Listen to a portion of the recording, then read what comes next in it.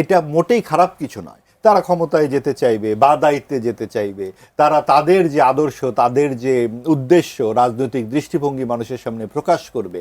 মুশকিলটা হচ্ছে আমাদের অধিকাংশ রাজনৈতিক দল তাদের কি দর্শন, তাদের দৃষ্টিভঙ্গি হয়তো নিজেরাই তা জানে না। তাই এমপি একজনের ভিডিও প্রকাশ হয়ে যায়, সাতক্ষীরা 4-এর জামাতের এমপি সম্ভবত নজরুল সাহেব নাম, তার ভিডিও প্রকাশ হয়ে গেছে নাতনির বয়সী একজনের সঙ্গে।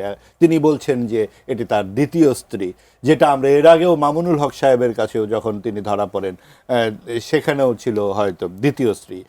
সেটা ঠিক আছে, তাদের ব্যক্তিগত জীবন যখন সামনে, কিন্তু এই জিনিসগুলো আমাদেরকে রাজনৈতিক সংস্কৃতির যে একটা খুবই দুরবস্থার দিকে আমাদেরকে চোখ নিয়ে যায়। যে রাজনৈতিক দলের নেতারা যখন তাদের এত গুরু দায়িত্ব তাদের কাঁধে, তারা নির্বাচিত হয়েছেন, তারা তার এলাকার জন্য কি করছেন, আইন প্রণয়নের জন্য কি করছেন, কতখানি তারা মানুষের জন্য কাজ করছেন, সেই জায়গায় না গিয়ে এই ধরনের বিষয়গুলো সামনে চলে আসছে, তখন আমাদের রাজনৈতিক রুগ্ন অবস্থাটা আমরা বুঝতে পারি। এবং বিরোধী দলের যে অদক্ষতা আমরা দেখছি সংসদের ভেতরে, সরকারকে জবাবদিহিতার মধ্যে তারা আনতে পারছে না, এই ধরনের কাজে ব্যস্ত থাকলে বা বিয়ে শাদিতে ব্যস্ত থাকলে তারা পারবে কি করে?